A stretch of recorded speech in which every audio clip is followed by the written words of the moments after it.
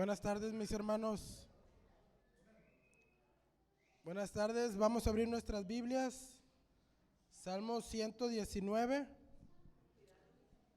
Vamos a leer del 65 al 80. Vamos a tomar este tiempo. Oramos para entregarle este tiempo, como lo hemos hecho a nuestro Dios, para alabarle, glorificarle y que Él hable a nuestras vidas a través del mensaje de la cruz que tiene preparado para nosotros. Salmo 119, vamos a leer del 65 al 80.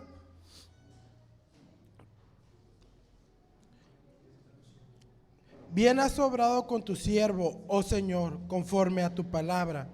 Enséñame buen juicio y conocimiento, pues creo en tus mandamientos.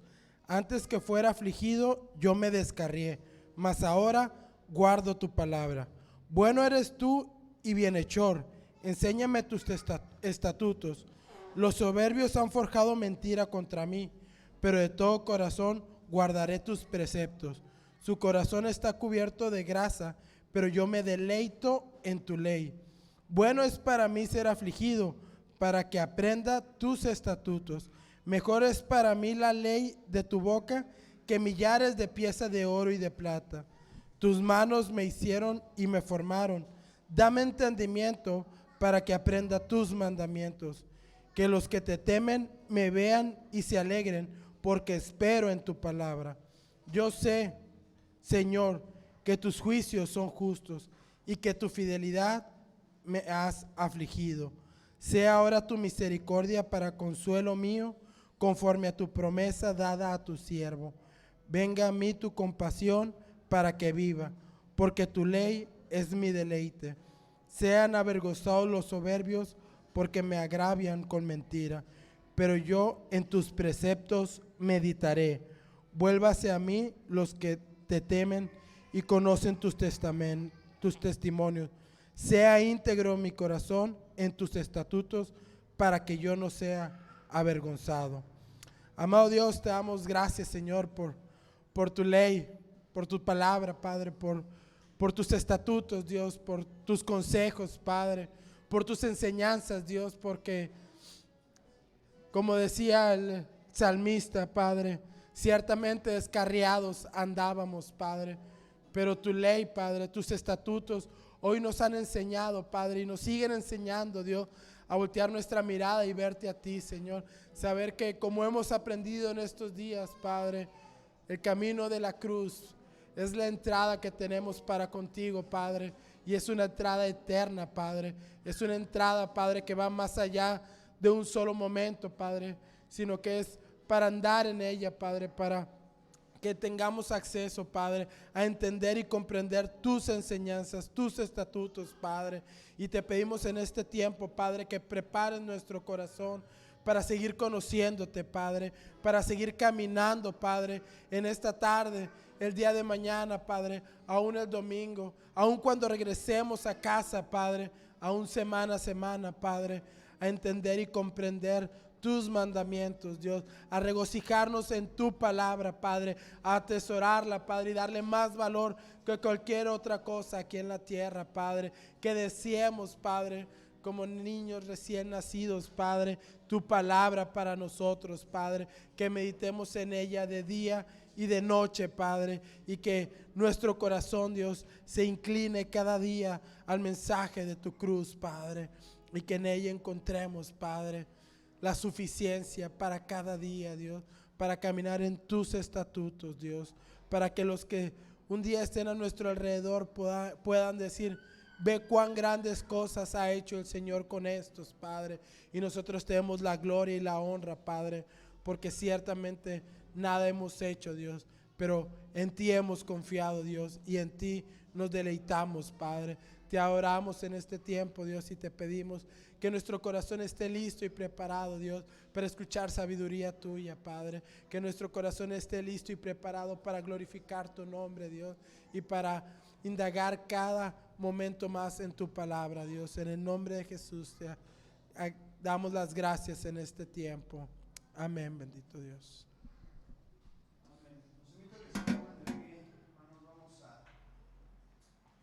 Vamos a orar, Señor.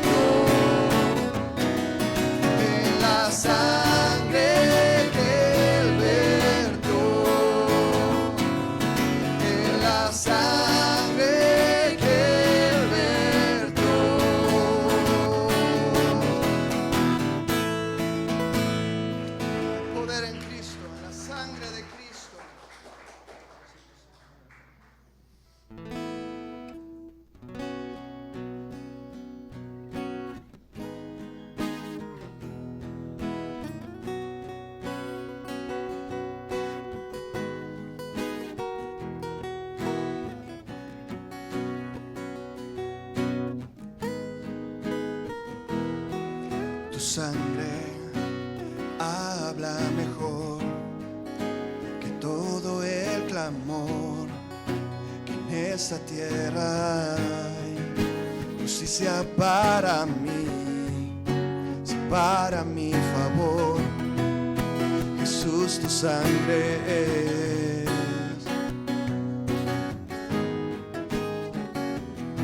Tu sangre habla mejor que todo el clamor en esta tierra. Justicia para mí, sé para mi favor. Jesús, tu sangre es. Levanta tu voz. ¿Quién nos puede perdonar?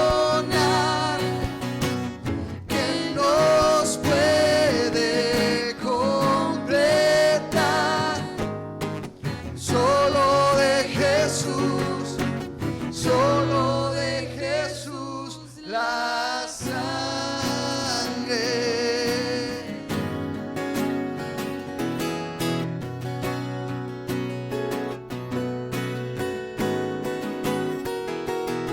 Tu cruz nos habla del amor de tu corazón. Un camino nos abrió, me acerco con valor, sin confianza terrenal. Jesús, tu sangre.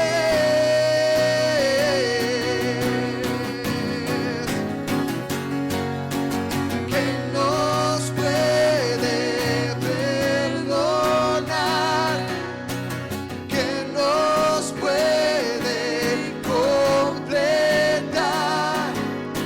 Solo de Jesús, solo de Jesús la sangre.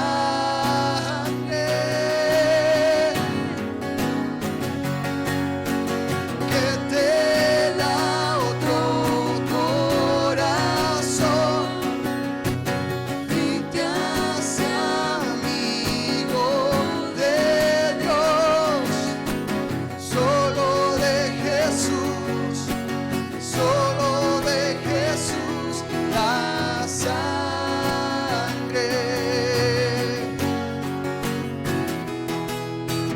Gracias por la cruz, gracias por la cruz. Solo de Jesús, solo de Jesús, solo de Jesús la sangre.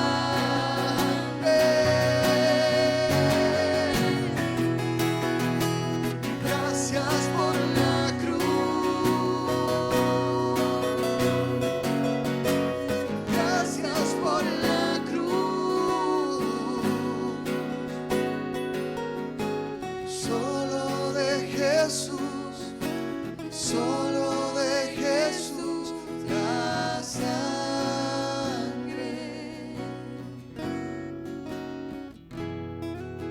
Solo de Jesús, solo de Jesús la sangre. Preciosa sangre, precioso, cuán grande amor, qué hermosa gracia que tú nos das, Señor.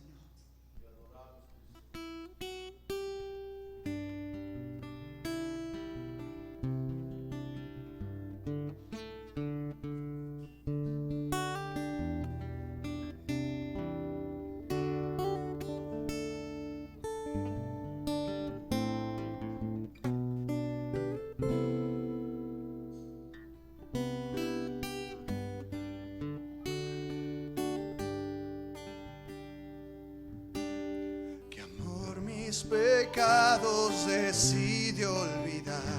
Cansados al mar no los quiere contar. Él siendo omnisciente olvida mi error. Mis faltas son muchas, su gracia es mayor.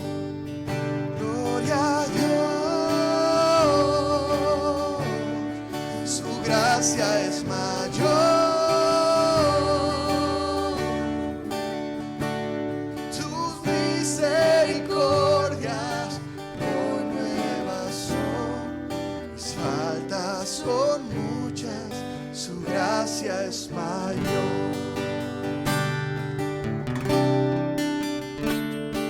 Paciente me aguarda en mi desviar, un Padre que tierno me llama al hogar, recibe al débil y vil pecador. Mis faltas son muchas, su gracia es mayor. Gloria a Dios, su gracia es mayor. Sus misericordias hoy nuevas son. Mis faltas son muchas, su gracia es mayor.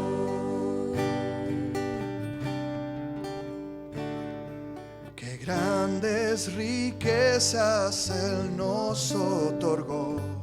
Su sangre fue el pago, su vida entregó.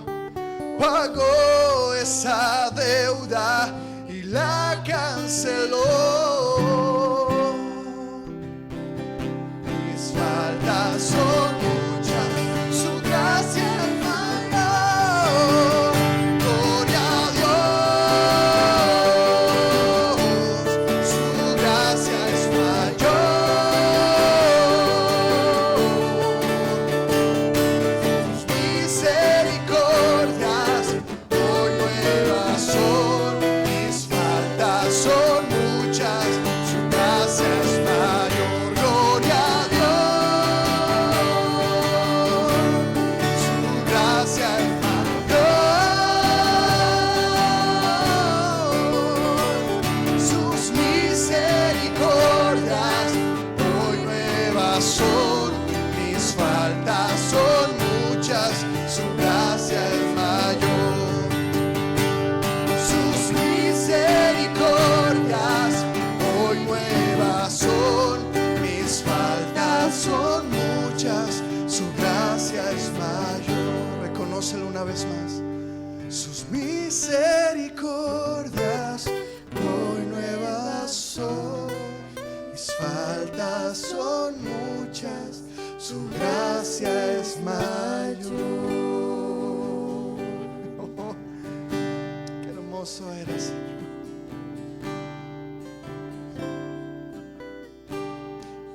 Qué increíble sabiduría de Dios. Porque cuando el pueblo estaba esperando un rey que los liberara de sus gobernantes, estaban esperando un rey que viniera con fuerza, con espada. Pero tú viniste como un rey humilde, con un reino que no va a pasar, un reino que no tendrá fin, a dar tu vida a Cristo. A lo suyo vino, dice la palabra, al acto salvífico, y los suyos no le recibieron. No era el rey que estaban esperando, pero era el rey que necesitábamos, el Salvador de nuestra alma. No hay rey más grande, no hay poder más grande. Por eso el cielo te adora, por eso la creación te adora, Cristo.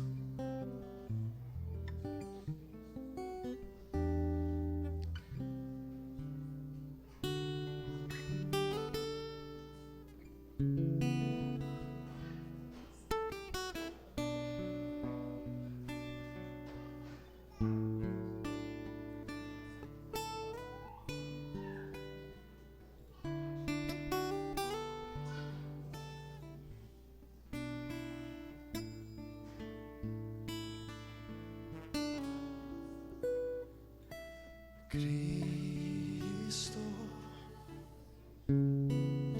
justicia de Dios,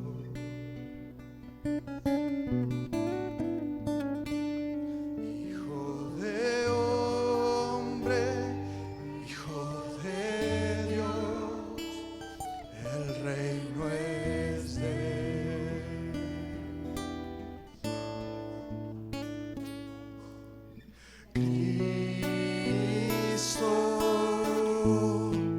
sacrificio de amor,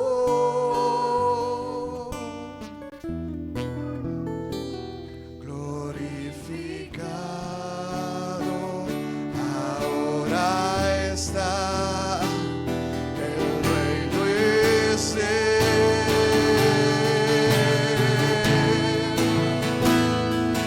y su reino no tendrá fin, y su gloria sin límites. Ha venido el poder y la majestad del Rey, el reinado, el dominio, el poder y la autoridad del reino son de Cristo, justicia de Dios.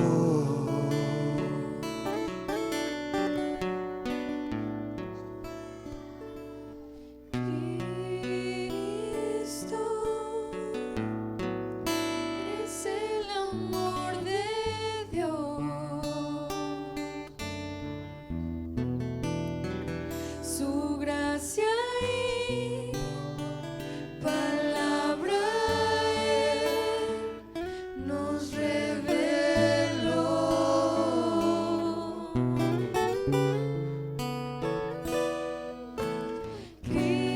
Cristo, la santidad de Dios,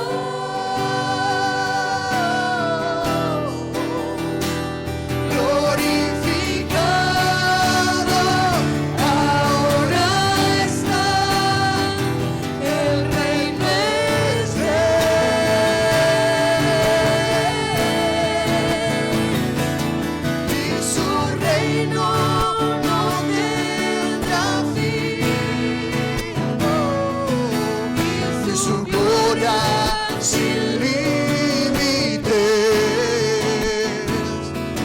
Ha venido el poder y la majestad del Rey, el reinado, el dominio, el poder y la autoridad del reino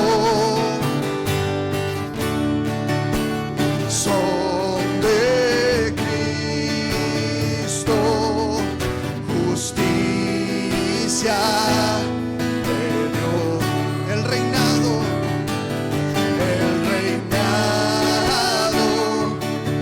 el dominio, el poder y la autoridad del reino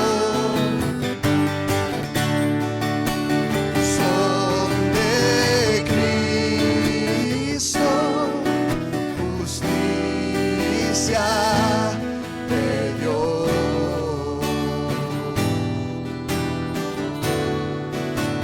Son de Cristo, justicia de Dios.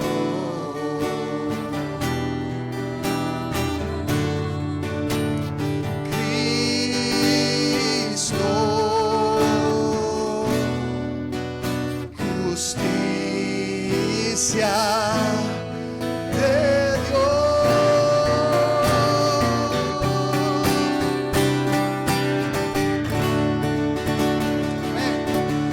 Amén. Te exaltamos, Rey. Te exaltamos. El reinado, el poder, el dominio y toda la autoridad es de Cristo. Poder de Dios, justicia de Dios, sabiduría de Dios. Gloria al Señor, que a Dios le plació en su sabiduría a traernos por medio de la cruz, por medio de Cristo en esa cruz. Aleluya. Tome su lugar, hermano, y vamos a...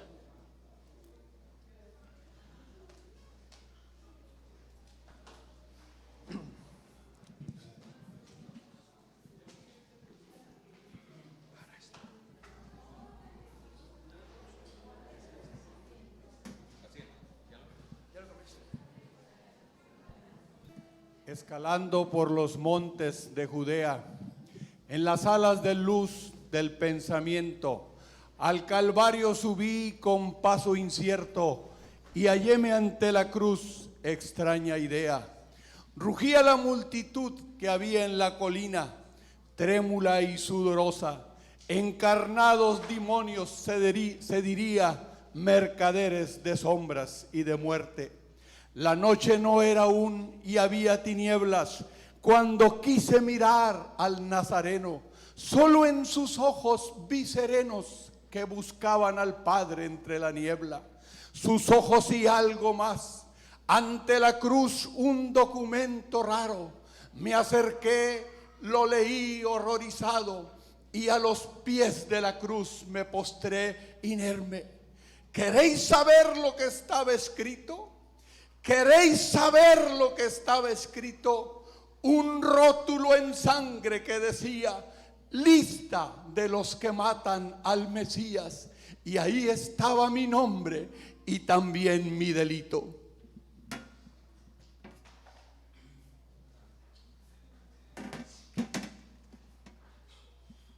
Señor, eres tan bueno, eres tan grande.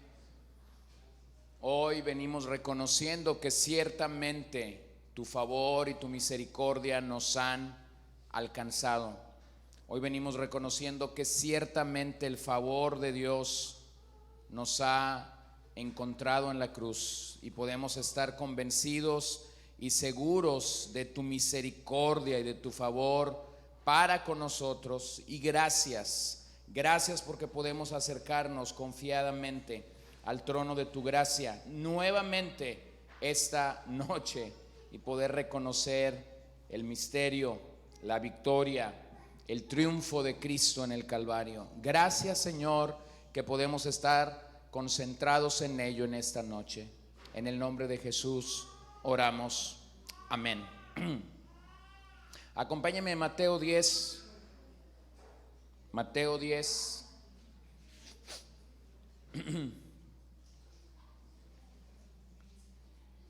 Versículo 34 al 39.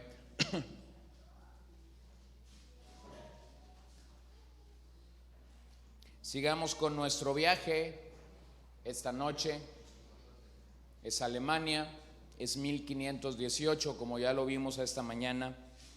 Es este hombre que en los últimos 6 meses ha provocado una revolución, no solo en Alemania, sino en varios países de Europa, que encontró su justificación o su doctrina de justificación por la fe en Romanos 1:17, que encontró su teología de la cruz en Primera de Corintios 1:25, y vamos a seguir creciendo en nuestro entendimiento de esa cruz.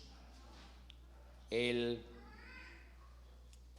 Señor Jesús dijo eso: no piensen que vine a traer paz en la tierra. No vine a traer paz, sino espada, porque vine a poner al hombre contra su padre, a la hija contra su madre y a la nuera contra su suegra, y los enemigos del hombre serán los de su misma casa.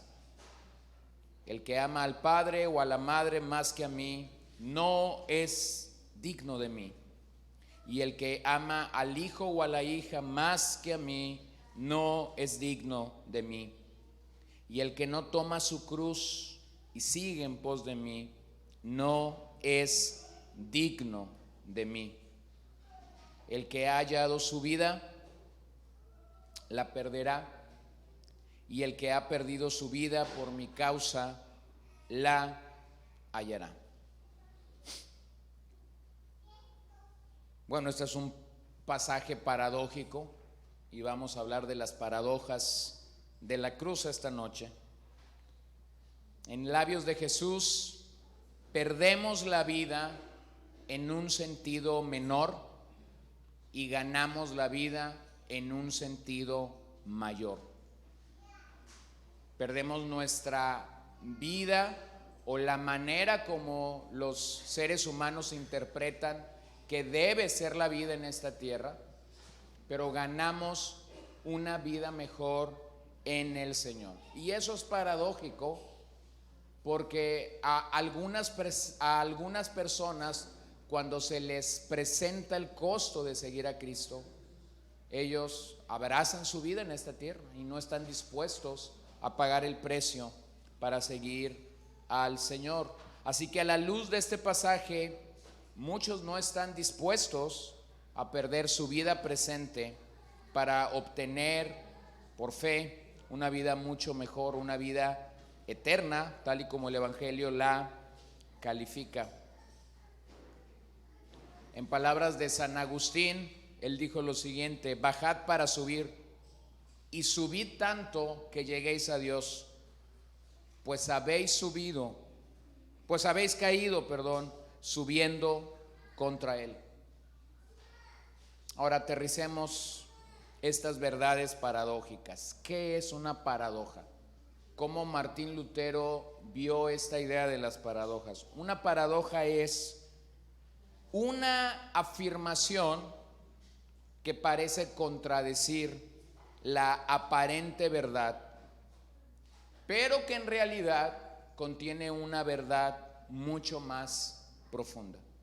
Lo vuelvo a decir, una paradoja es una afirmación que parece contradecir la aparente verdad, pero que en realidad contiene una verdad mucho más profunda. Parece ser que es inconcebible para los teólogos de la gloria que Dios pueda moverse a través de paradojas, pero es mediante ellas que logramos intentar conocer un poco más a Dios. Es mediante estas paradojas que Dios escoge moverse. Así que permítame introducir una idea. Nuestra teología fracasa porque nuestra teología sigue una línea recta. Nuestra teología fracasa porque queremos usar la lógica en cómo suceden las cosas. Queremos comprender a Dios de una manera lógica y simplemente no hay manera de hacerlo. Pareciera ser que Dios utiliza los contrarios para mostrarnos la gloria del Padre, la gloria del Hijo, la gloria del Espíritu. Dios hace cosas a partir de la nada. Dios vence perdiendo. Dios eleva al hombre haciéndolo descender. Dios transforma los viernes oscuros en domingos gloriosos. Dios obra en el débil y lo hace realmente fuerte. ¿Lo ves? No es lógico. No era lógico para los discípulos que cuando ellos estaban viendo el ocaso de quien pensaban era el libertador, era el Mesías, el día viernes, el domingo llegara. Y sin embargo el domingo llegó. Y sin embargo la resurrección de nuestro Señor Jesucristo se llevó a cabo, pero no era lógico para ellos pensar eso el día viernes. De hecho, si lo vemos, algunos habían regresado al oficio de la pesca, estaban simple y sencillamente perdidos nuevamente en lo que ellos acostumbraban a hacer. Así que dije esa mañana que este hombre que retó a las dos instituciones más grandes había tenido un entendimiento, y yo quisiera asomarme unos años adelante de ese conocimiento en el que él se inmiscuyó. Y la razón por la que quisiera hacerlo es porque nosotros debemos de reconocer algo. Una vez que nos anclamos en la teología de la cruz, una vez que nosotros comenzamos a apreciar que interpretamos todo a partir de la cruz, hay un proceso y hay una manera en la que personas que abrazan esto son personas que realmente están creciendo continuamente. Así que en el quehacer teológico, lo que realmente sucede es que una persona que abraza, que ama las Escrituras, que abraza y ama la cruz, que abraza y ama la forma como Dios ha querido mostrarse, es una persona que sigue creciendo, que no deja de crecer, Este es Lutero en un comentario de 1521, es decir, clavó las 95 tesis el 31 de octubre de 1517, estuvo en Heidelberg el 26 de abril de 1518. Han pasado 3 años y escucha lo que él escribió. Solo Dios mira hacia abajo, y que en cambio el mundo y los ojos humanos miran hacia arriba. Por el contrario, nadie quiere mirar hacia abajo. Todos apartan los ojos de donde hay pobreza, oprobio, indigencia, miseria y angustia. Se evita a las gentes así. Dios es el único en mirar hacia lo de abajo, hacia lo menesteroso, hacia lo mísero, y está cerca de los que se encuentran en lo profundo. Por eso nos ha sometido Dios a todos a la muerte, y ha regalado a sus amadísimos hijos y cristianos la cruz de Cristo, juntamente con innumerables sufrimientos y necesidades. Permite a veces hasta que se caiga en el pecado para tener que mirar con frecuencia a los abismos para ayudar a muchos, para obrar incontables cosas, para manifestarse como creador verdadero. En base a esto podemos llegar a entender que el medio que Dios utiliza para darse a conocer es a través de su debilidad, de su insensatez y del sufrimiento, ya que así no nos apoyaríamos en nuestro propio conocimiento acerca de lo que Dios debería de ser, dejando así afuera a la postura escolástica que dominaba en esos tiempos, y junto a esto a la teología de la gloria. Observa algo. Él ha hablado de la cruz en 1517, él ha proclamado lo que él cree de la cruz en 1518, y aquí está en 1521, y este teólogo de la cruz está ascendiendo en su entendimiento de lo que el Calvario es. Y ese es el desafío que nosotros debemos tener cuando nos acercamos al Calvario. No solo nos sumergimos, no solo nos acercamos al Calvario como una experiencia mística, no solamente nos acercamos a la cruz como un amuleto, como mucha gente lo ve, no, nos acercamos con un entendimiento mayor. Así que permítame introducir 6 paradojas que la cruz nos permite reconocer. Permítame introducir con ellas estas 6 cosas que pueden ser de bendición o de beneficio cuando pensamos en la cruz. Número 1, paradoja número 1, Dios. Primera de Corintios 1:25. Porque la necedad de Dios es más sabia que los hombres, y la debilidad de Dios es más fuerte que los hombres. Así que hagamos una pregunta a cada paradoja. ¿Qué nos dice la cruz acerca de Dios? ¿Qué nos dice la cruz acerca de Dios? Bueno, fue allí precisamente donde Lutero contrastó con la mente general de su día de concebir a Dios. No es tratar de entender a Dios en base de lo que vemos con nuestros ojos.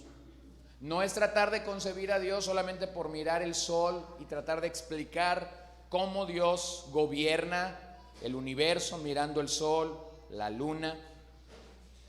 Porque la realidad es que el sol y la luna y la naturaleza puede hablarnos de Dios, pero el sol no te puede transformar, la luna no te puede transformar, los árboles no te pueden transformar, las montañas no te pueden transformar.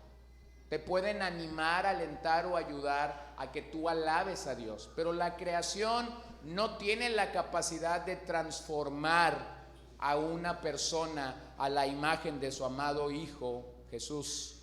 Así que pretender que podemos conocer a Dios por medio de las obras de la creación es el mismo problema que tiene el moralista, quien cree que puede ganar la salvación por buenas obras. Es el mismo problema del moralista que cree que llevando obras buenas o obras de justicia se puede acercar a Dios. Ahora regresemos a lo que hablábamos esta mañana. Eso siempre produce orgullo. Eso siempre produce orgullo. Eso siempre va a llevar a crecer en soberbia y en vanagloria a nuestras vidas. La humanidad ha buscado formas de acercarse a Dios.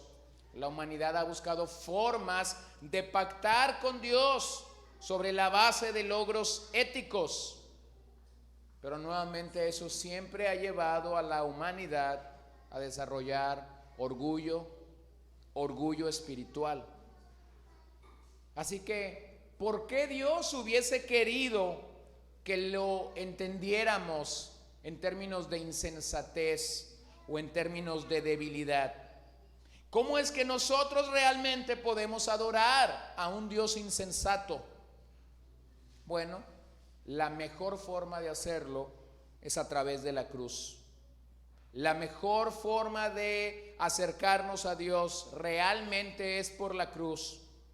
Porque entonces podemos reconocer dos cosas. Antes de venir rendidos a los pies de Cristo, éramos enemigos de la cruz. Éramos enemigos de Dios mismo. Y lo segundo que esto nos permite apreciar es: Dios ha amado a sus enemigos en Cristo y los ha traído para ser parte de su reino. ¿Merecemos eso? No, no lo merecemos. No somos dignos de eso. Sin embargo, el pasaje de Corintios dice: al Señor le plació llamar de lo vil y de lo menospreciado de este mundo para hacer algo precioso, algo grandioso a través de su obra.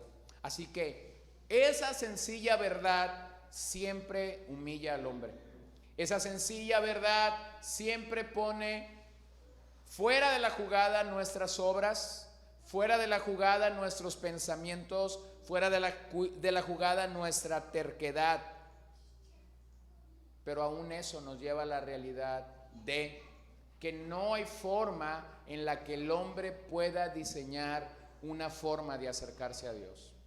No hay manera en la que el hombre pueda diseñar un método para acercarse a Dios, aunque el hombre intenta hacerlo.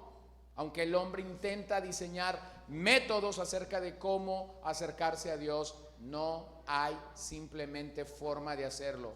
Dios mismo dice: esta es la manera que yo elegí para acercarme a ustedes, para mostrarles a ustedes mi bondad, mi amor, mi poder. Así que de esa forma la cruz es un telescopio que coloca a Dios en la encrucijada de nuestra debilidad, en la encrucijada de nuestra insensatez pecaminosa, con su amor por nosotros, con su amor inmerecido por nosotros, nos llama siendo enemigos y nos atrae hacia Él mismo. Así que conocer a Dios por medio de la cruz nos hace conscientes de dos cosas: somos pecadores y Él nos ha dado su amor redentor. ¿Es paradójico esto? Claro que sí. Claro que sí. Es sencillo por un lado, pero es muy profundo por otro lado. Y cuando llegas a ese punto dices, qué paradójico que Dios lo hubiera querido hacer de esta manera. Entonces Lutero dijo, Dios proclamó que su gloria se magnifica, no se reduce cuando pensamos en la crucifixión. La gloria de Dios se magnifica en el Calvario, no se reduce. No se reduce. Ahora, ¿recuerdan lo que dijeron a Jesús cuando Él estaba en la cruz? Sanaste a tantos, pero no puedes sanarte a ti mismo. Bueno, ahí alrededor de Él había teólogos de la gloria, gente que no comprendía por qué el Hijo de Dios estaba sufriendo. Oh, dicen, Elías llama, pobrecito. ¿Se dan cuenta? Alrededor de la escena del Calvario había gente que no comprendían realmente cómo Dios había escogido hacer las cosas. Así que, ¿qué nos dice esta paradoja acerca de Dios? Sencillo. Dios es poderoso en la debilidad. Dios es glorioso en la humildad. Él vive y da vida en la muerte. Él vive y da vida en la muerte. Tenemos un Dios que es lo suficientemente grande para vencer perdiendo. Tenemos un Dios que es lo suficientemente grande para vencer perdiendo. Tenemos un Dios que es lo suficientemente amante para amar a lo antipático. Tenemos un Dios que es lo suficientemente eterno para ser detenido por el tiempo, por la muerte y vivir para completarlo. Es paradójico, sí. Es muy paradójico, pero ese es el Dios que la Biblia nos presenta. Por lo tanto, la cruz magnifica a nuestro Rey divino, que se hizo insensato con el fin de acabar con la insensatez del pecado y de la muerte. Entonces observa algo. Dios no es conocido por las circunstancias, porque las circunstancias pueden ser confusas y a veces pueden ser negativas. A veces pensamos, pues voy a ver qué me quiere enseñar Dios en esta circunstancia. Bueno, nuestra mente acerca de Dios en una circunstancia puede ser confusa. Yo he estado enfermo y a veces cuando yo he estado enfermo le he pedido al Señor, Señor, sáname. Y resulta que en vez de mejorar, empeoró. Ahora le pregunto a usted, ¿eso significa que Dios falló? No, eso no significa que Dios falló. A veces yo he estado en algunas circunstancias donde yo he dicho al Señor, Señor, ¿qué me quieres enseñar con estas circunstancias? Y yo tengo 3 o 4 opciones de cosas que yo creo en ese momento que es lo que lo que Dios me quiere enseñar. Pero resulta que al día siguiente Dios me enseña todo lo contrario, porque a veces las circunstancias nos nublan para poder tener una idea clara acerca de Dios. Así que nuestras circunstancias pueden ser confusas, pueden ser negativas, pero debemos mirar donde está más escondido. Debemos mirar donde hay una aparente derrota y debilidad que rodea la muerte en la cruz de Cristo. Nuestra contemplación de Cristo debe llevarnos a las oscuras sombras del viernes en el Calvario, para entonces poder comprender a Dios.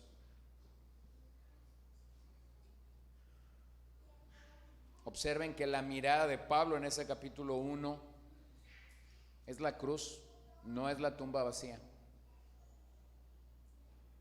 Es la cruz, porque la cruz fue antes que la tumba. El Señor tuvo que pasar por la cruz, después vino la tumba.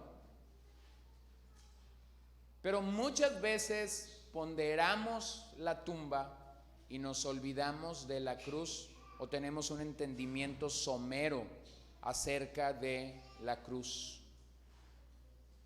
Uno de los autores que leí cuando hice esta investigación es Michael Reeves, y él dice: conocemos a Dios a través de lo que es contrario, lo conocemos de una manera oculta.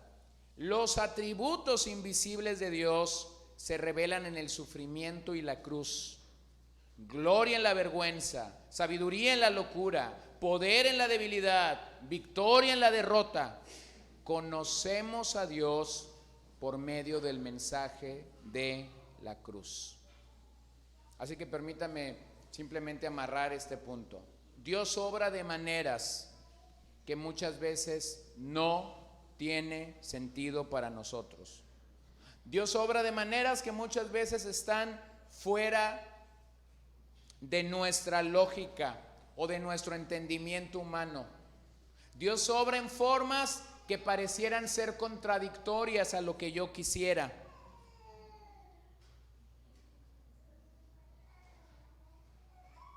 Pero no lo son porque o no llegamos ahí por nuestra lógica, sino llegamos ahí simple y llanamente porque Dios está queriendo mostrar a nuestras vidas de maneras que nosotros no percibimos o entendemos. Así que esto de por sí crea un cisma entre los teólogos de la gloria, quienes solamente esperan lo bueno de parte de Dios, quienes solamente esperan lo poderoso, quienes solamente esperan la respuesta que ellos quieren tener de parte de Dios. Ahora quiero ser claro con esto. Todos nosotros en algún momento hemos orado a Dios por algo en especial. Un favor, una misericordia, una gracia especial, un milagro, una situación de este tipo de índoles. Y todos yo creo que en alguna forma hemos tenido el buen deseo y la buena intención de que aquello vaya a mejorar o Dios vaya a mostrar su gracia, su favor hacia nuestra petición. Pero hermanos, debemos de ser sinceros con esto, no somos Dios. Oramos a Dios, pero no somos Dios. Nuestros buenos deseos, bueno, yo los puedo entender. Pero cuando llegas a este punto, de entender que Dios pudiera obrar de maneras o de formas que son contrarias a nosotros, permíteme decir esto: Dios no falla, nosotros fallamos. Dios no se equivoca, nosotros nos equivocamos. Así que Dios pudiera obrar a través de situaciones adversas, de sufrimientos. Dios pudiera obrar a través de momentos críticos en nuestras vidas. Y eso no significa que Él ha dejado de ser Dios de ninguna manera. Entonces, paradoja número 1, tenemos que empezar allí, con Dios. Dios pudiera obrar en nuestras vidas de maneras que nosotros no quisiéramos ni siquiera que Dios se acercara a ello.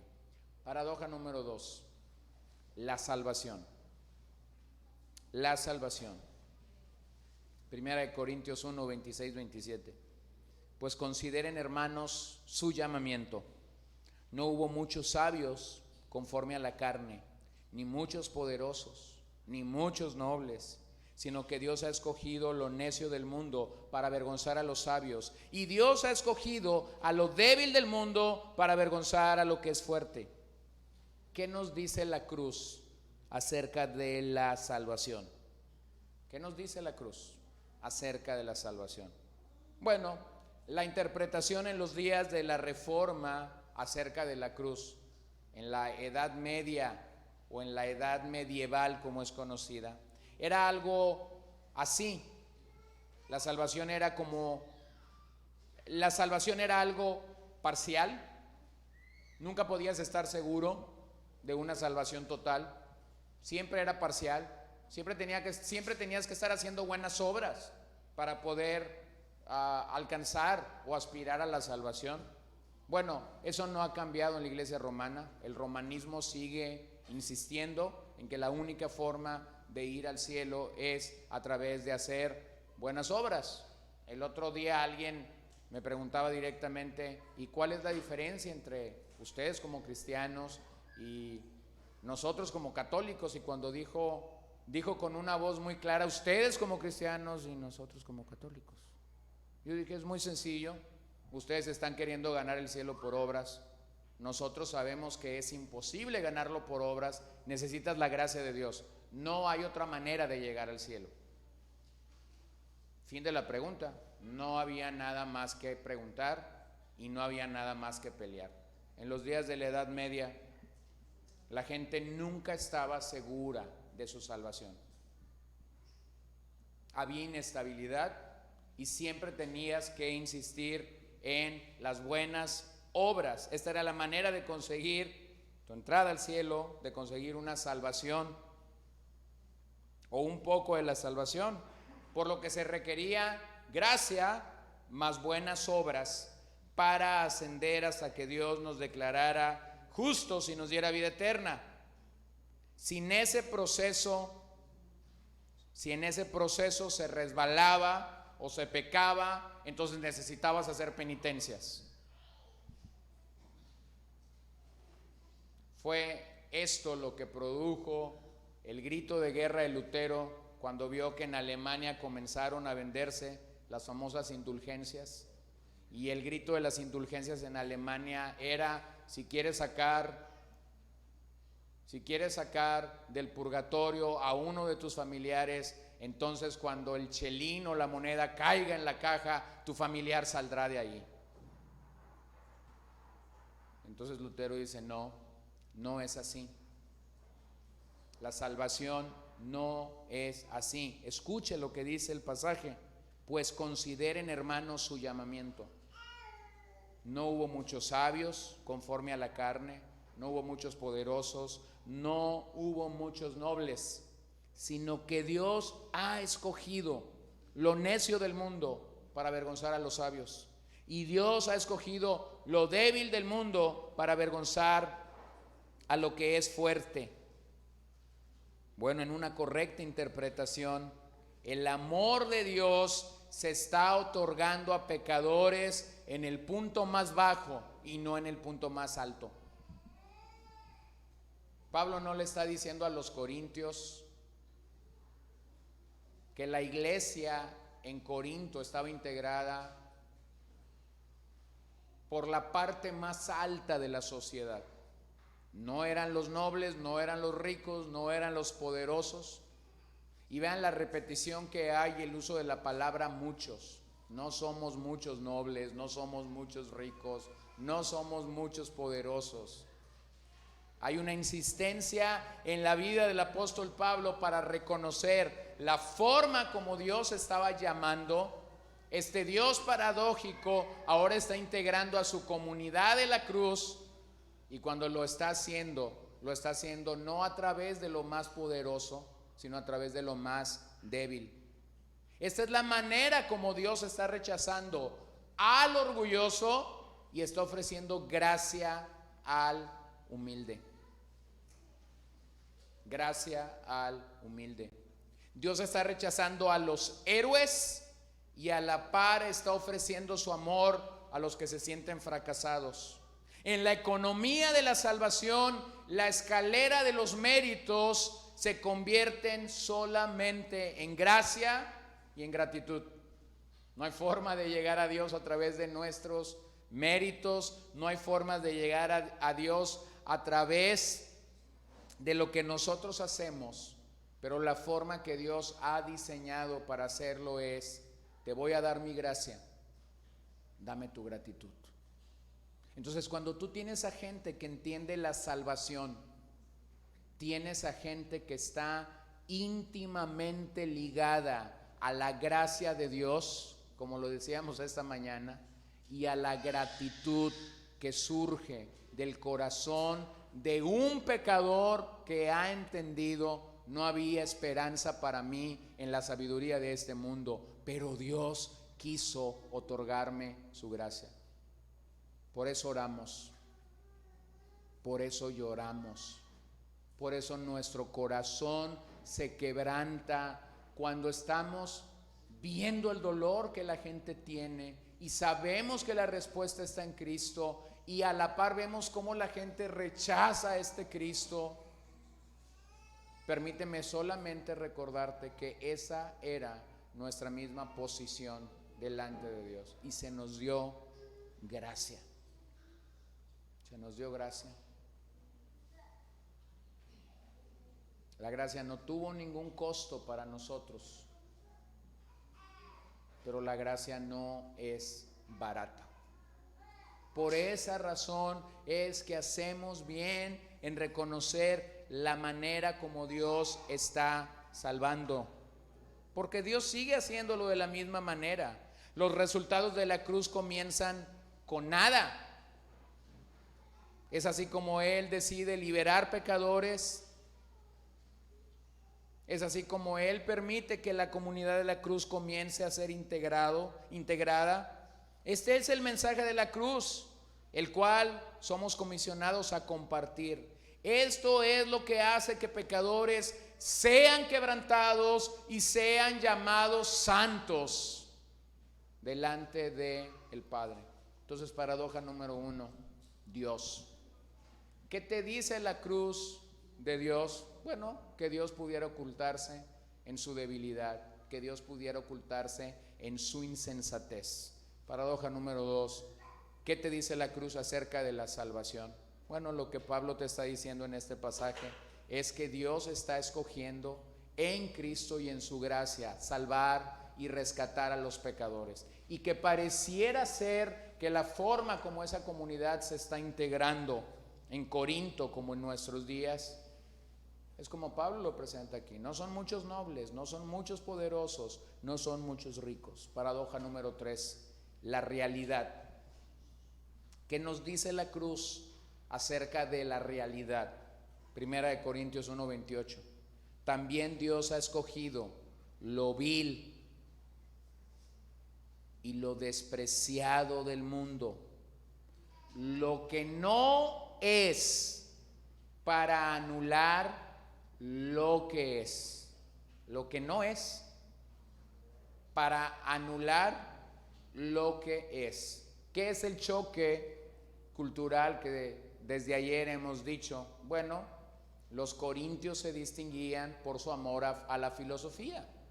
Una buena iglesia en Corinto, desde la perspectiva corintia, una buena iglesia en la ciudad de Corinto, desde la mirada de los corintios, hubiera sido una iglesia donde abundaran filósofos, oradores griegos espectaculares, una iglesia donde hubiera ricos, una iglesia donde hubiera nobles y una iglesia donde hubiera gente poderosa.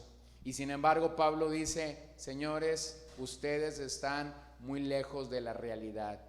La realidad en Cristo es otra. Ustedes han sido reprobados delante del cielo, y lo que ha sido aprobado es lo vil y lo menospreciado de este mundo para la gloria de Dios. Entonces, esta es la realidad, y esto es paradójico. Lo decía mi papá el domingo en el sermón. Hablaba de ese amigo mío que tuvo este accidente automovilístico. Él salió impactado por el vidrio de enfrente del carro, voló una buena cantidad de metros, y cuando el cuerpo decidió que era momento de tocar el piso, él hizo esto y su cerebro cayó en el pavimento, se estrelló literalmente, o se encontró con el pavimento. Cuando nosotros llegamos a la unidad de terapia intensiva, el accidente había sido unas cuantas horas antes y no había, los médicos no habían hecho absolutamente nada por él, Porque lo primero que se tenía que hacer es que el cerebro tenía que desinflamarse. Lo único es, y yo recuerdo este cuadro, lo único es que ahí le habían puesto una especie de malla para que lo que se había movido o lo que se veía de su interior fuera simplemente retenido en esta parte del cráneo y del cerebro.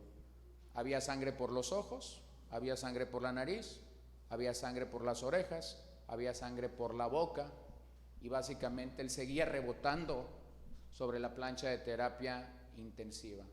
Bueno, la realidad, cuando tú ves que Dios hace un milagro como el que Él quiso hacer en la vida de este muchacho, la realidad para nosotros sería: este hombre debería de estar completamente agradecido con Dios, dedicado a Dios, sirviéndole a Dios. Bueno, esa es la realidad desde nuestra perspectiva, ¿cierto? Pero no es la realidad de su vida en el presente. ¿Lo ven? Entonces, a la luz de los corintios, en el pensamiento corintio, una buena iglesia allí debería de ser como lo que Pablo dice que no está pasando. Entonces, la realidad corintia era lo contrario a lo que los pobladores de aquella ciudad hubieran querido tener. Permítanme leer otra vez entonces la tesis 21 que leí esta mañana. El teólogo de la gloria dice que lo malo es bueno y lo bueno es malo. El teólogo de la cruz llama por su nombre propio a las cosas. Es decir, ha llegado al punto de ver las cosas en su correcta realidad. Entonces, ¿por qué es que comenzamos con Dios? Con la paradoja número 1. Porque si yo no veo a Dios a través de la cruz, entonces nuestra realidad se verá afectada. Si tú no puedes apreciar a Dios a través de la cruz, entonces tu realidad y mi realidad se verá afectada. Así que debemos aterrizar y llegar al punto: la realidad no la hallamos en la mentalidad de este mundo. Nunca vas a encontrar la realidad de Dios en cómo este mundo piensa. En las grandes ideas de este mundo siempre se levantan enemigos de Dios.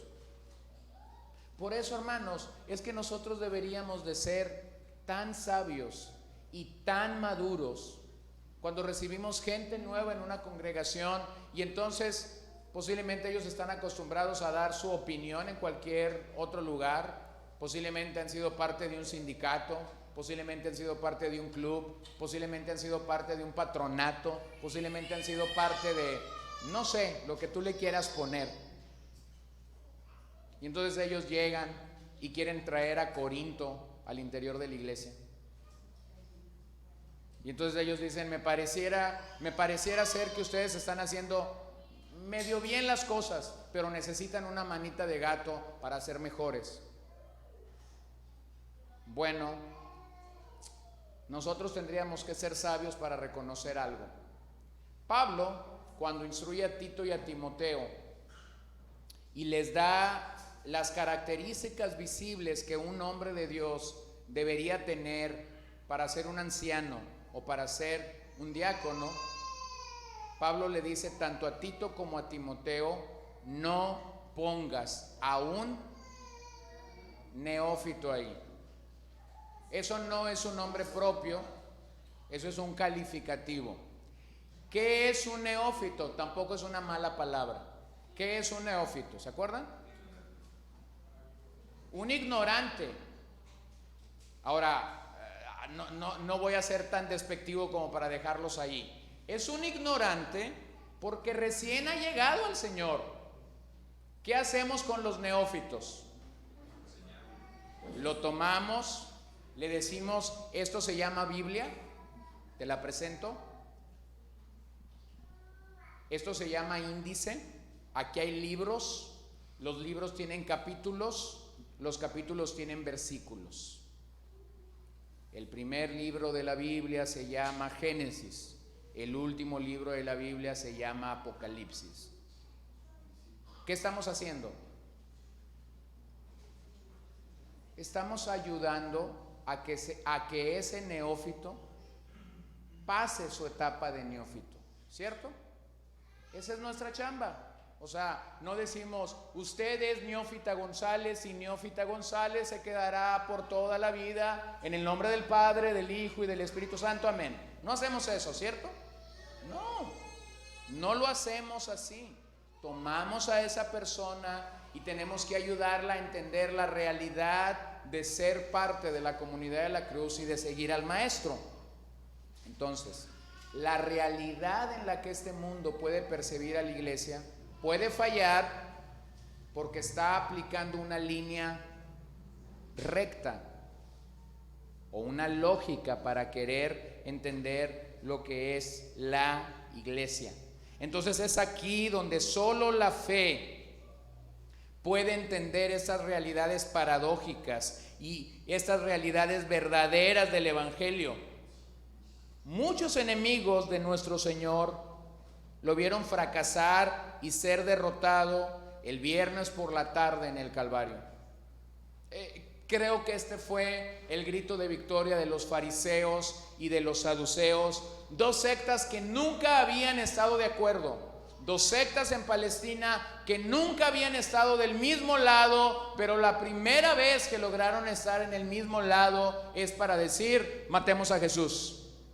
Bueno, en la realidad de estos hombres, el día viernes por la tarde era, ganamos.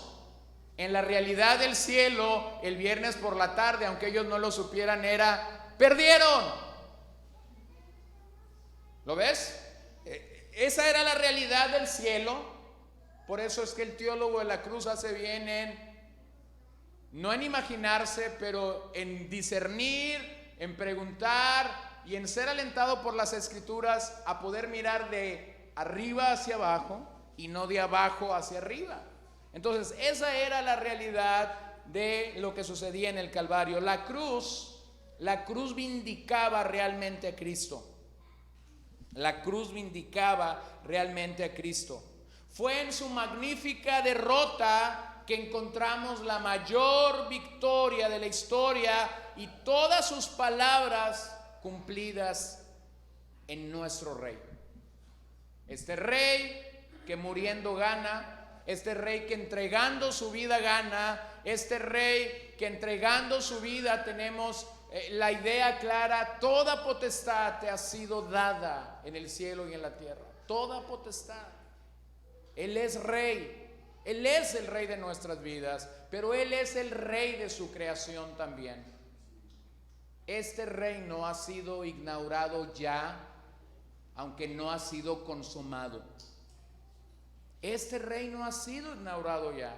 Nuestro Señor está reinando, aunque no estamos en la etapa de la consumación.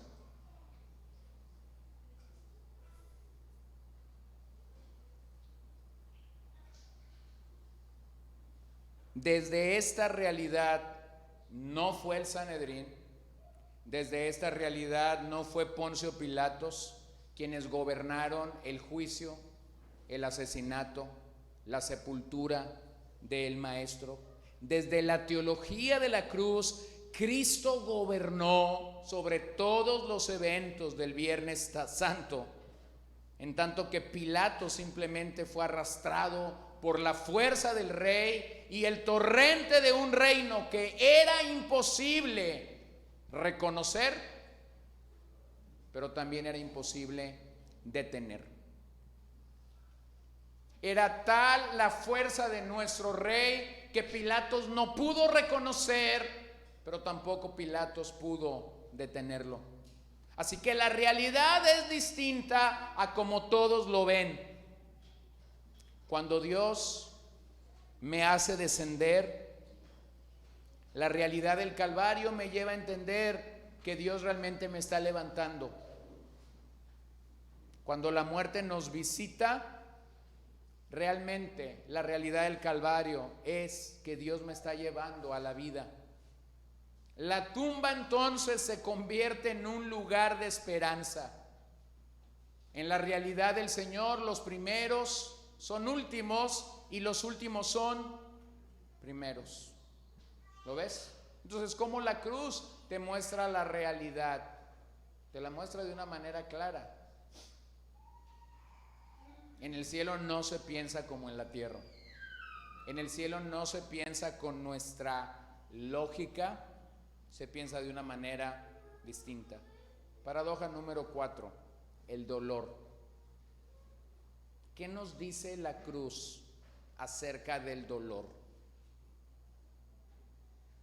Porque pensemos por un momento, ¿sufrió Jesús en la cruz? Sí. ¿Padeció? Sí. ¿Las espinas tuvieron un efecto sobre su cerebro, sobre sus sienes? Sí. ¿Los azotes tuvieron un efecto sobre su cuerpo? Sí. Lo destrozaron. Lo destrozaron. Así que la cuarta paradoja es el dolor.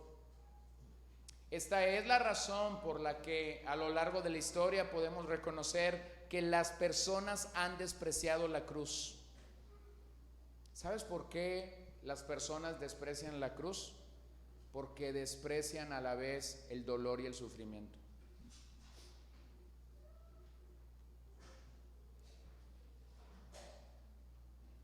La gente desprecia la cruz porque desprecia el dolor y el sufrimiento. Pero a la luz de la cruz, siempre el sufrimiento sirve para un propósito mayor. Ese propósito es negarnos a nosotros mismos.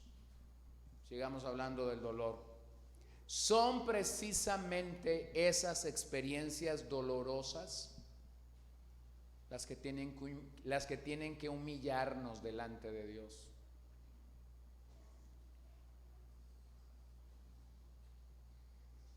Son precisamente esas experiencias dolorosas por las que tú y yo pasamos, las que tienen que quebrantarnos delante de Dios. Son precisamente esas horas de inquietud en nuestra alma y en nuestro espíritu las que tienen que llevarnos a reconocer la buena obra de Dios y entender que Dios sigue siendo el dueño de la historia y eso incluye la nuestra.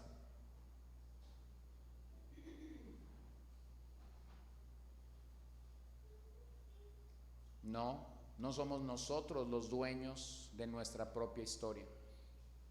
Es Dios. Posiblemente cuando eras más joven, tuviste una visión o una idea clara de hacia dónde querías llegar. Posiblemente tenías un diario. Los diarios son a veces simpáticos, ¿no? Sobre todo cuando lo lees unos 10, 15 años después y te encuentras con cosas como: diario querido, qué hermoso me veo. Por fin, o si eres una mujer, por fin he encontrado las medidas de ensueño este día. Y te encuentras este tipo de cosas absurdas, vanas en los diarios, pero que más o menos nos permiten definir en dónde andábamos en esa época de nuestras vidas. Lo que muchas veces nosotros no valoramos es cómo es que estas situaciones dolorosas y de sufrimiento sirven para ir puliendo y para ir formando el carácter de Cristo en nuestras vidas. Entonces Él es el dueño de la historia. Él tiene pluma en mano y está escribiendo sobre tu diario. Y te tengo una segunda noticia: Él no nos pide permiso para escribir lo que Él quiere escribir. Así que el camino de la resurrección también incluía el paso por el viernes y su cruz. Así que el sufrimiento nos sana, pero a la par nos quebranta. El sufrimiento nos lleva al punto más alto, pero también nos pasa por el punto más bajo. El sufrimiento nos vacía de nuestra confianza en nosotros mismos para confiar solo en el Señor. El sufrimiento tumba los ídolos de nuestras vidas para que solo podamos mirar al Señor.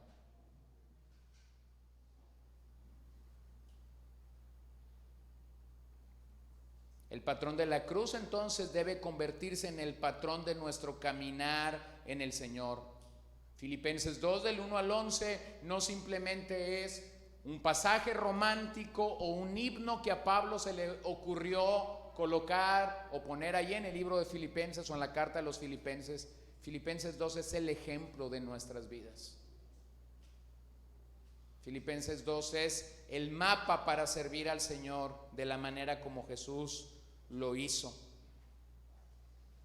Así que el dolor, el sufrimiento, la inquietud en nuestras almas están provocando algo que nosotros no entendemos. Hace unas semanas tuve una de estas semanas difíciles por muchas cosas pasando a la vez. Primero batallé para dormir. Y luego cuando batallé para dormir y finalmente pude dormir, el Señor me paró a las 4:30 de la mañana de una manera muy chusca. Utilizó a un gato en el patio de mi casa, hizo un ruido, tumbó algo y yo que estaba posiblemente recién dormido me paré. Dije, alguien se metió, alguien está en el patio. Entonces me salió el investigador privado que traigo dentro, bajé a la casa. Y cuando estuve en la casa y me di cuenta que era un gato, no tenía absolutamente nada de sueño. Yo me siento en mi sala, comienzo a hablar con Dios y cuando menos pensé, había pasado 1 hora con Dios. Y al final yo dije, Señor, gracias por el gato. Qué buen golpe se debió haber pegado, porque se golpeó, pero gracias por el gato. Bueno, en mi plan para esa noche, yo estaba planeando dormir 8 horas corridas y resulta que no pude dormir mis 8 horas corridas. Pero gracias a Dios por el gato. Oro para que no haya quedado más torcuato de lo que ya estaba, con el santísimo golpe que se debió haber pegado. Pero bueno, usted y yo encontramos y recordamos que cuando Pablo está comisionando a Timoteo, en las últimas palabras que él le da en la segunda carta, le dice a Timoteo, Timoteo, como buen soldado de Jesucristo, ¿se acuerdan lo que le dijo? Como buen soldado de Jesucristo, sufre penalidades. Esa es la realidad de un hijo de Dios, pero la realidad de los teólogos de la gloria dice, pare de sufrir. Mientras Pablo dice sufre penalidades, y si Pablo viniera y nos predicara en ese campamento y él levantaría la bandera para decir sufran penalidades por causa de Cristo, bueno, hay un señor llamado Eder Macedo que se hizo famoso en todo el mundo por su eslogan, pare de sufrir. Un teólogo más de la gloria. Pareciera ser que estos hombres buscan evadir el sufrimiento a toda costa, llamando a las personas a buenas obras, y como resultado, o aparentemente como el resultado que ellos están buscando, Dios debería favorecerles siempre y hacer todo lo posible por procesarnos de una manera muy humana. Pero fue allí en el Calvario donde el Hijo gritó, Dios mío, ¿por qué me has abandonado? Pero Dios había escogido estar presente donde no se le esperaba, ya sea en el sufrimiento, ya sea en la vergüenza, ya sea en la humillación, ya sea en la impotencia o ya sea en la insensatez de la cruz. En todas somos llamados a mirar a Cristo, a aprender de Cristo en medio del dolor. Simplemente quisiera afirmarte en algo esta noche, mi hermano. Dios sigue con nosotros en medio del sufrimiento y del dolor.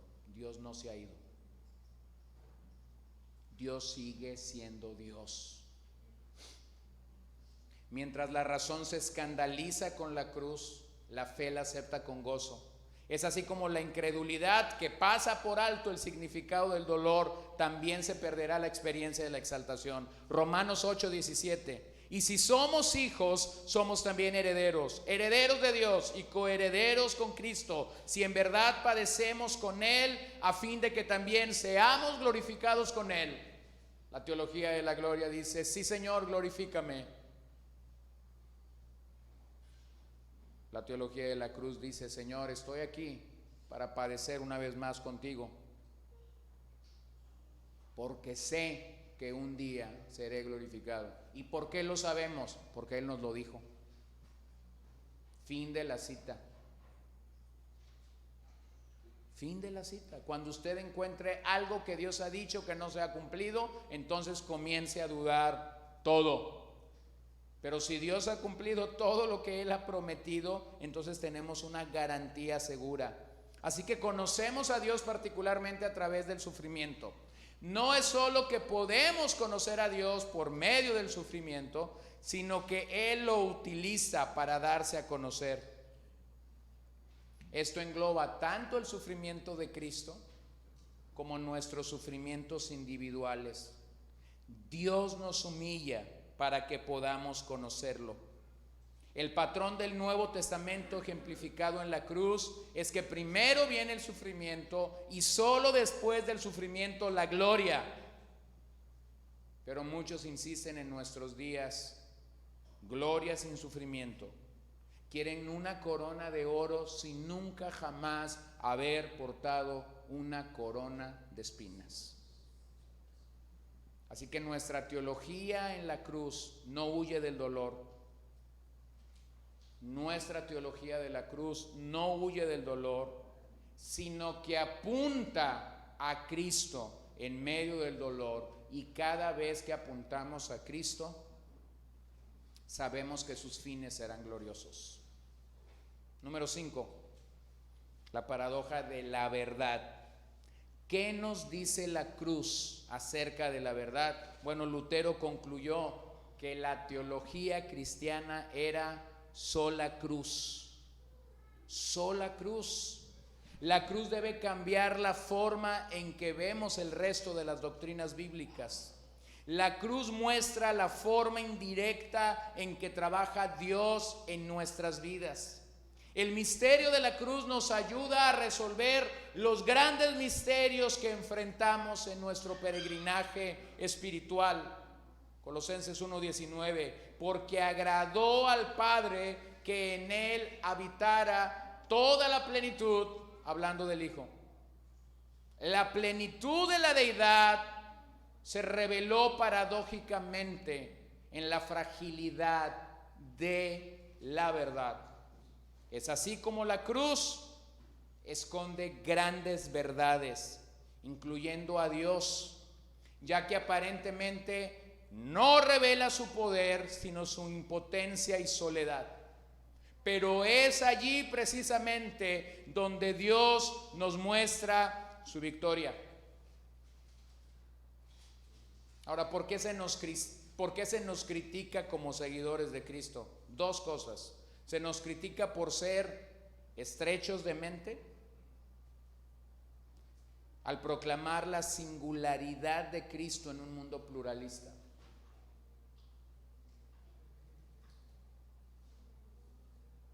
Segundo, se nos critica cuando confrontamos la autoridad de la Biblia versus la sabiduría de este mundo. Y si vamos a ser fieles al mensaje de la cruz, vamos a estar aquí más de una vez, siendo cuestionados como hombres y mujeres de mente cerrada, de mente estrecha, intolerantes hacia el pecado. La realidad es, proclamamos a un Cristo singular en un mundo pluralista. Juan 14:6. Yo soy el camino, la verdad y la vida. Seguimos a ese Cristo que habló de un camino, de una verdad y de una vida. Así que los creyentes aprendemos de la verdad por medio de pruebas. Por medio de pruebas. Es increíble cuando podemos ver que Dios susurró al mundo de una forma sorprendentemente escandalosa a través de la obra de Cristo en el Calvario, por lo que debemos apreciar que nuestra teología realmente es una teología de la cruz. Esta es la verdad. Y número 6, la paradoja del ministerio. ¿Qué nos dice la cruz acerca del ministerio?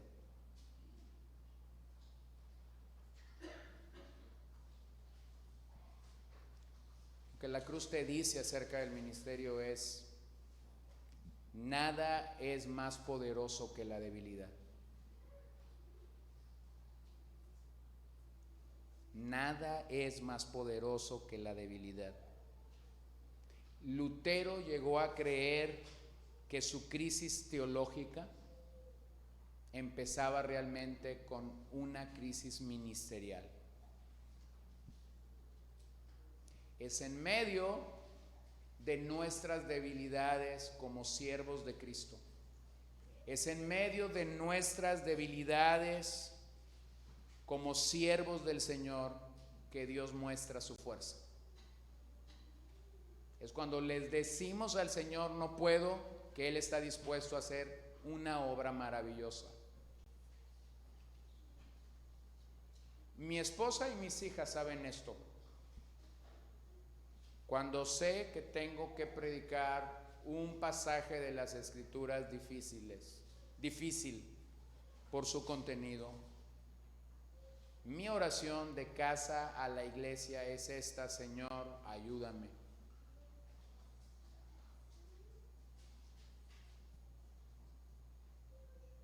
No tengo que ocultarme para esto. Oro a Dios, ruego a Dios que me ayude. El otro día alguien se me acercó después del servicio y me dice: ¿tienes algún problema? Que yo sepa, no. ¿Por qué es que piensas que tengo un problema? Te vi un tanto reflexivo y meditar mientras estábamos cantando. Ese no es un problema, eso es algo entre Dios y yo. Pero lo observó. O como bien una prima de Paola, querida prima mía, también postiza pero querida, un día me dijo: te observé cuando terminaste de predicar y te sentaste e hiciste algo que nunca haces, como que estabas muy reflexivo. Y me dejó pensando eso, y yo simplemente le dije lo siguiente: no llegué a donde quería llegar. No llegué a donde quería llegar. En otras palabras, no llegué a la meta ese domingo. Hermanos, la paradoja del ministerio tiene que ver con esto. Es en medio de nuestra debilidad que Dios va a mostrar su fuerza. No es nuestro conocimiento, no es nuestro orgullo, no es nuestra teología, no es nuestro entendimiento a veces absurdo de las cosas para yo decir: si tú no crees como yo creo, entonces tú no vas a ir a donde yo creo que debo de ir. No. Pablo está diciendo es a través de la debilidad. Así que ello requiere una limpieza de nuestro orgullo, una limpieza de nuestro triunfalismo, una limpieza de nuestra autosuficiencia, una limpieza de falsa seguridad que los resultados aparentes que podemos tener son buenos. Siempre en el servicio al Señor, hagas lo que hagas, siempre en el servicio al Señor hacemos bien en humillarnos delante de Cristo. Hacemos bien en presentarnos a la gente no como fuertes, sino como hombres, como humanos que también somos débiles. Porque lo que queremos proyectar no es nuestra fortaleza humana, lo que queremos mostrar es nuestra debilidad, pero la fortaleza de Cristo en todo. El teólogo del que hice mención esta mañana, Alistair McGrath, dice: en su debilidad radica su mayor fuerza. El Dios crucificado y oculto es el Dios que se esconde tras una aparente debilidad y cuya sabiduría se esconde tras una aparente insensatez. ¿Qué trato de decir con esto? Cuando creemos perder todo en el servicio del Señor, pero hemos escogido creer y anunciar el mensaje de la cruz, ¿realmente Cristo es el mayor tesoro? ¿Cristo es la mayor esperanza? Ya que Dios entonces nos levanta a una expectativa mucho mayor. Es así como iglesias que se encuentran en la búsqueda de popularidad realmente terminarán derrotadas, porque Dios está obrando en el ministerio a través de los contrarios. Una de las cosas que puede traer más caos en el servicio del Señor y en el ministerio cristiano es no saber quién es salvo. Es no saber quién es salvo. Nosotros no podemos saber quién es salvo. A veces la gente está autoengañada, a veces la gente hace cosas que tú dices, pareciera que es salvo. Tiene esta señal, tiene esta obra, y tú entonces dices, bueno, aquí hay una persona a la que le debo dedicar tiempo, a la que debo de invertir de mi tiempo, lo empiezas a hacer, de repente pasa algo que ni siquiera supiste qué pasó y te das cuenta, no era salvo. Sin embargo, has perdido 5 años de tu vida esforzándote, orando, dedicándole tiempo. Bueno, una de las cosas que en el ministerio más pudiera frustrarnos es trabajar o invertir demasiado tiempo y al final ver que eso no pegó bien, que eso no tuvo un buen resultado. Sin embargo, si entendemos la paradoja del ministerio, vamos a poder reconciliarnos con Dios. Porque muchas veces la gente se pregunta, ¿qué hice mal para que esto terminara así? Posiblemente no hiciste mal, pero posiblemente la gente con la que estabas trabajando simple y sencillamente no era lo que creías que tú eras, que lo que creías que eran, perdón.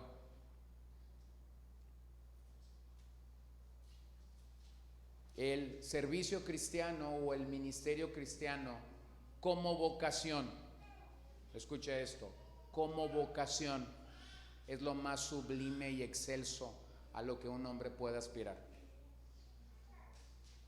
El servicio cristiano, el ministerio cristiano, hagas lo que hagas para el reino, como una vocación es lo más noble, es lo más excelso que tú pudieras hacer.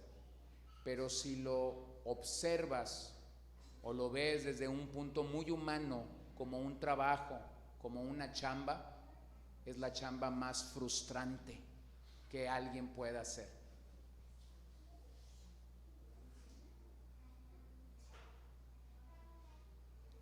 Te doy un ejemplo. Yo estaba predicando un día, jueves, viernes y sábado en San Carlos, y la persona que iba acompañándome sabía esto desde que íbamos a hacer el viaje. Yo le dije, pero vamos a regresar el domingo por la mañana y nuestro viaje tiene que iniciar a las 5:30 de la mañana para llegar a tiempo a la iglesia. Y cuando yo se lo dije, él no me lo creyó. A las 5 estaba de pie, bañado y despertándolo. Nos subimos al carro, oramos, cantamos, desayunamos, platicamos. Y cuando estábamos llegando a la iglesia, él me dijo, qué frustrante es esto. Nosotros tenemos 400 kilómetros, no sé, ahora, caminando, y aquí hay gente que viene de su casa y está llegando después que nosotros. Y yo lo volteo a ver y le digo, bienvenido. Como vocación esto es lo más excelso, pero como chamba esto es lo más frustrante. O ustedes recordarán este evento que causó tanta especulación hace unas semanas, ¿no? Teníamos una iglesia a reventar porque teníamos un grupo de menonitas visitándonos esa mañana, eran como 40, 50 o 60 o 70, no sé, pero eran un montón. Y yo estaba predicando la palabra y en algún momento estos 60, 70 personas abandonaron el auditorio de a una.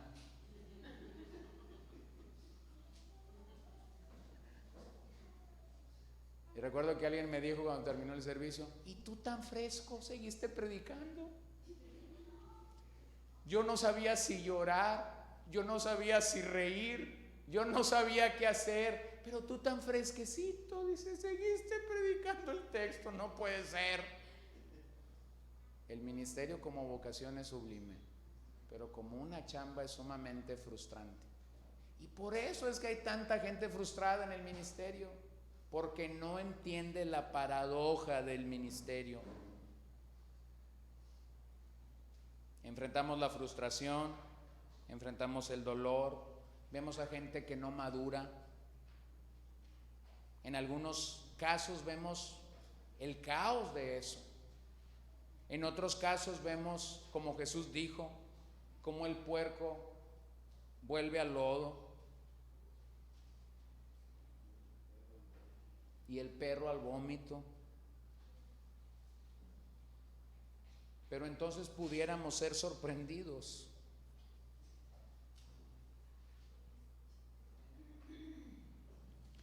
Cuando Dios hace algo precioso donde tú no estabas esperando que Dios hiciera algo precioso. Entonces puedes ser sorprendido cuando de la nada está un árbol germinando, no lo has visto, no lo has considerado, no ha estado en tu lista, pero ha estado en la lista del Señor. Pero entonces podemos ser sorprendidos cuando alguien es quebrantado por la palabra de Dios y viene de vuelta a casa, y viene de vuelta al Señor, y viene de nuevo al entendimiento de la gracia y de la misericordia de Dios.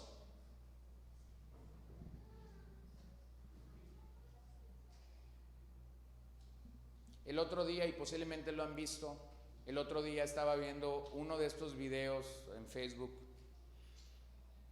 y cada vez veo cosas más tristes en Facebook. Pero esto me dio tristeza, aunque muchos lo han ponderado como algo, como una situación de mucho triunfo, de mucho gozo, diciendo así debería de ser y no sé qué. Es este video donde un pastor está corriendo desde el púlpito, es un auditorio muy grande por lo que se ve, pero está bajando, sube escaleras, vuelve a subir y de por allá, no sé, a lo mejor es un auditorio de 30, 40 mil gentes, va y abraza a alguien que llegó y entonces dice, esta es la manera como los pastores deberían de recibir a la gente cuando viene.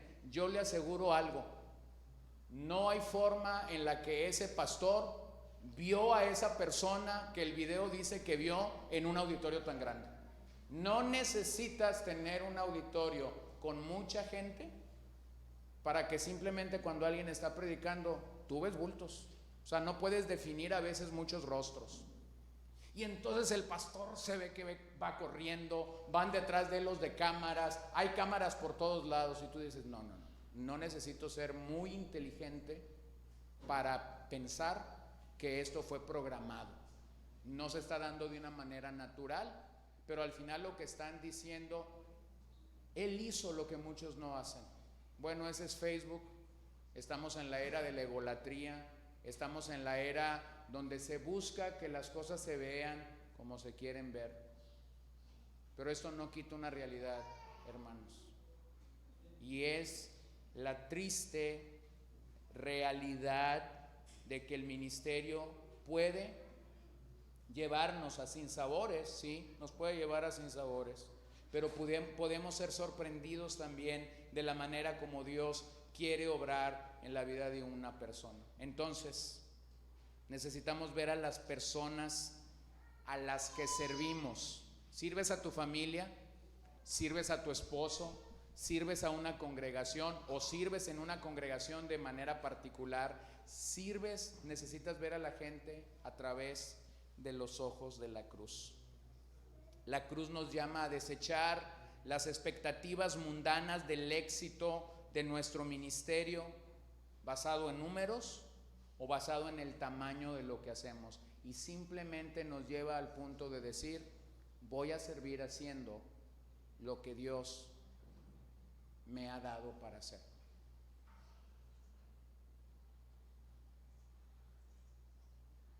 Si Dios lo permite, si Dios me otorga su gracia,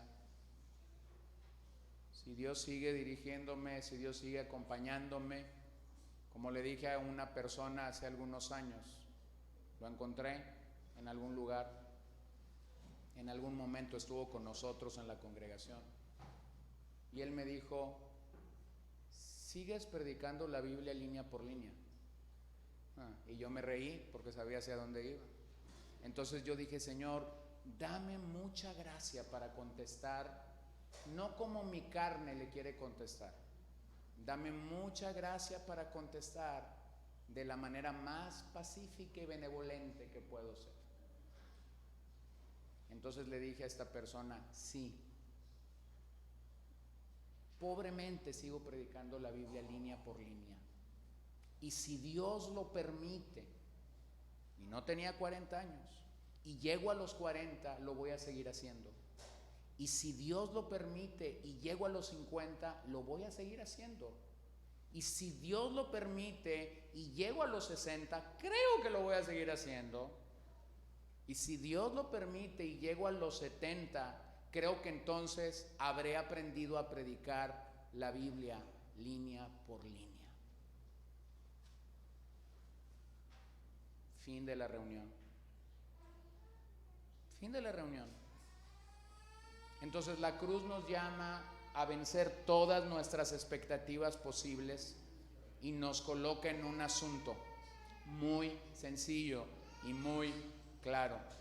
Hacemos lo que hacemos no por el resultado visible que usted y yo podemos tener. Hacemos lo que hacemos en la gracia y en la misericordia de Dios. Yo tengo un sitio que es el sitio que uso para grabar el devocional, y todos los días ese sitio me da estadísticas que yo no le pido que me dé, y cada mes me arroja una estadística que yo tampoco se la pido que me dé, pero es muy divertido, ¿no? Ese sitio me arroja cosas como: usted ha llegado a 40,000 descargas de este sitio. Felicidades, usted ha llegado a 850 episodios. Yo digo, qué motivación tan más linda, ¿no? Cosas de ese tipo que me arroja. Pero el otro día, cuando grabé el episodio, ¿qué día es hoy? Viernes. Cuando grabé el episodio del viernes, y que al ponerle el nombre, entonces ese episodio me dijo: usted ha grabado 7,500 minutos de su devocional. Esa aplicación, usted ha llegado a 7,500 minutos de su... 7,500 minutos, dije yo. ¿Cuántos días son? Bueno, son poquito más de 5 días seguidos. Entonces empecé a darme todo esto. Mira, hermanos, esta es la realidad. Hago eso sin saber quién me escucha. Les soy honesto, hago eso sin saber quién me escucha. Pero cada vez que yo digo amén, yo digo: Señor, empecé pensando en un pequeño grupo de Vida Nueva, y de repente tengo cada mensaje de no sé dónde, y tú dices: bueno, solo tú lo sabes, Señor. El otro día me escribió una señora que juzgo por lo que escribe que es portugués, creo que es del Brasil, y me dijo unas cosas que no le entendí. Bueno, tuve que traducirlo para entenderle. Sigo sin entenderle lo que me quiso decir, soy honesto. Pero entonces esta es la paradoja del ministerio. Vas a servir al Señor y posiblemente nunca veas resultados. Pero si lo hiciste genuinamente y eres llamado a la presencia de Dios, puedes irte en paz. Puedes irte en paz. Pero eso es paradójico. para muchos. Sé que esto pudiera parecer muy contradictorio, pero esa es la forma en la que Dios se muestra a nosotros. Por lo tanto, deja que Dios sea Dios. Síguelo por el camino a través del cual mismo Él quiere revelarse a sus criaturas. Solamente cree.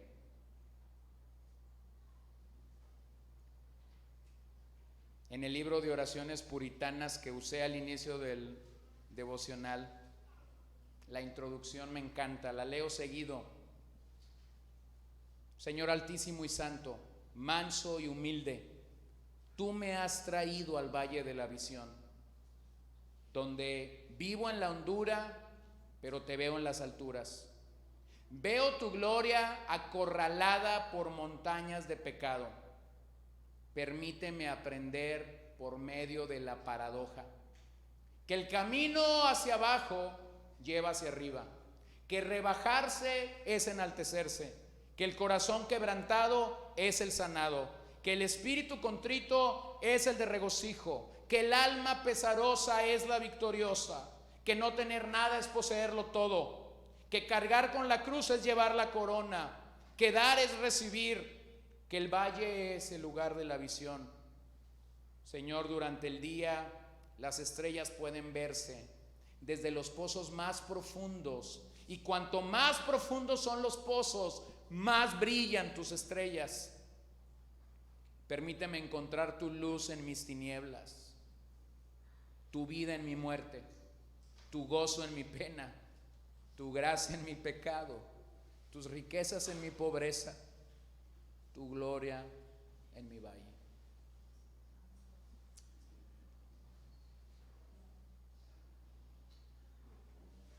Señor, gracias te damos por tu amor. Gracias te damos por tu bondad. Gracias te damos por mostrarnos a Cristo.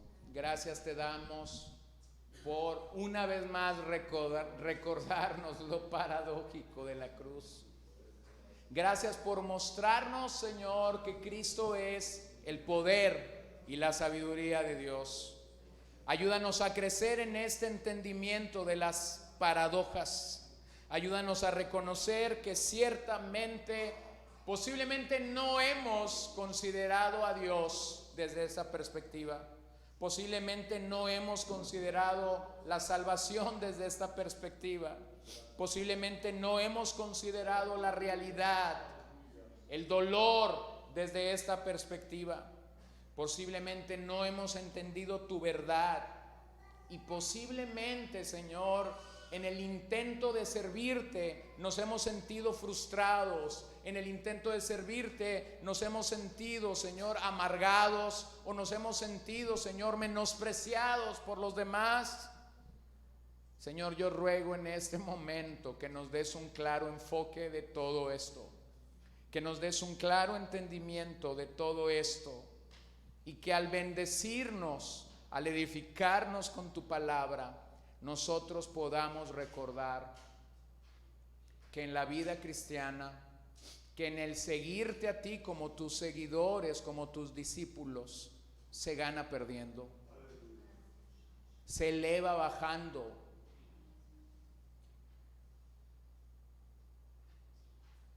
Que no despreciemos el aparente dolor en el cual podemos estar, y que en todo esto nos aseguremos de glorificar a Jesús por siempre y para siempre. Amén. Amén. Bueno, vamos a ir a la cena. La sesión de mañana, en la mañana, vamos a hacer la misma mecánica ese día.